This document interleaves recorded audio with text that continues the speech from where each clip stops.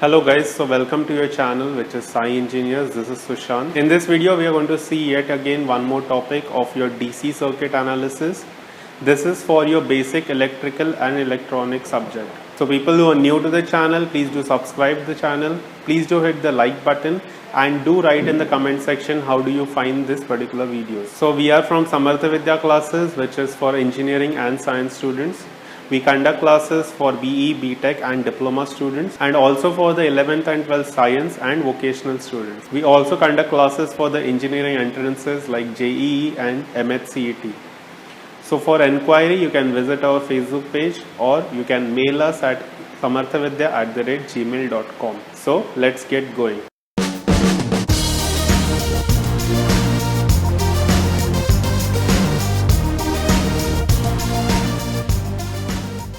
So today we are going to discuss about the topic which is Thevenin's theorem. Now according to the Thevenin's theorem, any two-port network or basically any network which is having two terminals to it, across which we can apply a load to it, it can be replaced by a voltage source and a resistance in series with it. Now in this case, the voltage source, which is the VTH, which is the Thevenin's voltage, is nothing but the voltage which is observed across the two networks over here, the two ports of the networks over here. And RTH is nothing but the equivalent resistance which is observed at these two ports. So when you're calculating your RTH, you have to replace your voltage source with a short circuit and you have to replace your current source with an open circuit. So it's basically replacing the sources with their equivalent resistance. For a voltage source, you have to remember that for an ideal voltage source, it has to be replaced by a zero resistance, and a current source has to be replaced by an infinite resistance. That is why current source will be open circuited and voltage source will be short circuited. So that is for your calculation of RTH. For calculation of VTH, you have to remove any load which is present at the two ports, across which we have to calculate the voltage or the current passing through that particular load. So to do so, then you have to use any of the analysis which you might have learned, like our nodal analysis or the mesh analysis, on which we have already made a video upon. So you can go and refer to them. So this is all about the Thevenin's theory.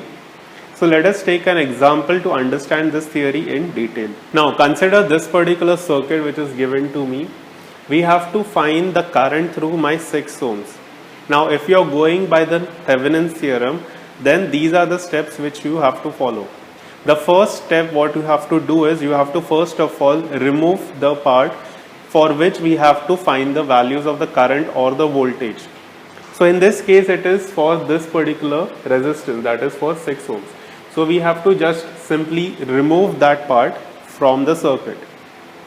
Then we go for the next step, that is to find your RTH and VTH. Now for RTH, what you have to do is you have to basically replace your voltage source with a short circuit and your current source with an open circuit. Now by that what I mean is, if you are considering this 10 ohms, then it will be written as it is. But if you are considering the current source over here, its equivalent resistance for an ideal current source is going to be infinite. So that means that you have to open circuit it. Then you will be having this particular voltage source which is assumed to be ideal in nature. So it should be short circuited. Then you will be having your 2 ohms resistance and then the 5 ohms, and finally it's going to be an open circuit for this 3 amperes.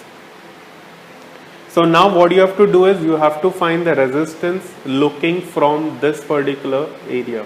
So let us name this as AB. So you have to find RTH, which is nothing but the resistance across the point AB. So if you observe, what you see is that 10 and 2 are in series with each other. So when resistance are in series, it's basically addition of them. So this combination is going to give you a 12 ohms, and this 12 ohms is in parallel with your 5. So now you can just simply find the formula, that is 12 into 5 divided by the total of it, that is going to be 17. So basically the value comes out to be 60 upon 70 ohms. So this is your RTH value. Now when you are considering your VTH, you have already disconnected the 6 ohm resistance for which I have to find the current, and then you have to find the voltage across these two terminals which we had named as A and B. So you have to find basically your VTH is going to be your voltage across the points or the nodes A and B. So for this you can use any of the analysis. So in this case what we can do is we can start with using our mesh analysis. Now when you observe the meshes, what you see is that I1 is present in the branch where you have connected a current source. So you will be getting directly your value of I1 as 4 amperes. In this case also you are getting I3, which will be equal to minus 3 amperes because the direction is opposite. Then you go for the middle mesh. So you are going for the KVL for mesh 2. You have to remember one thing, that when you are finding KVL, you cannot find KVL across a current source because there is no equation which will give you a voltage drop across the current source. So from KVL you will be finding the value as minus 10, this is for this particular voltage source, then minus 2 I2, then minus 5 I2 minus I3, which you have already found out as minus 3 amperes. So you can just substitute that value. So that becomes plus 3. Then you go for the next resistance, which is going to be minus 10 I2 minus I1, for which you have also found out the value for I1, that is going to be 4. This thing is equal to 0. So from this you will be directly getting the value of I2. So you are getting your I2 as 15 by 17 amperes. Then you need to proceed with finding your VTH, that is your voltage across the points A and B. So for that you can consider this particular loop. So you will be having your VTH or VAB from this particular point minus 5 into, it's going to be I2 minus I3, which is equal to 0.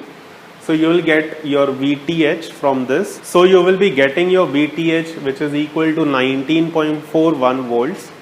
Now next step is to replace your network. So you have to replace this particular network with the Thevenin's equivalent of a voltage source and a series resistance. So now replacing this particular circuit with the Thevenin's equivalent, so you will be having a voltage source which is going to be positive, negative in this direction, and a series resistance which is your RTH.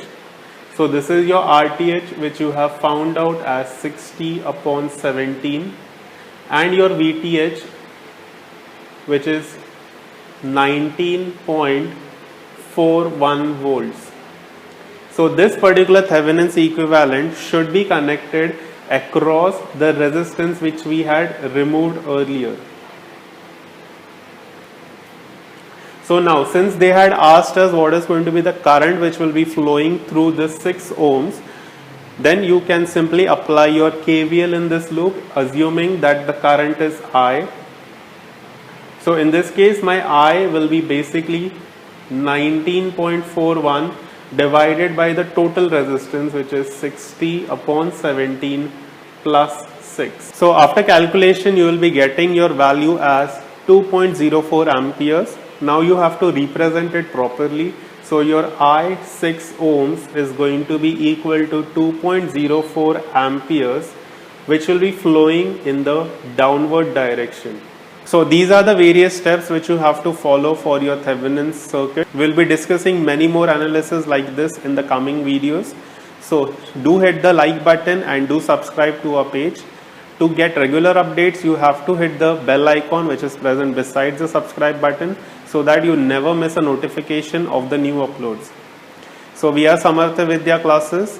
We are situated in Mulund and we also conduct classes in Thane. So for enquiry, you can visit our Samartha Vidya page, or you can email us at samarthavidya@gmail.com. So till then, keep watching, keep learning, and happy learning. Bye.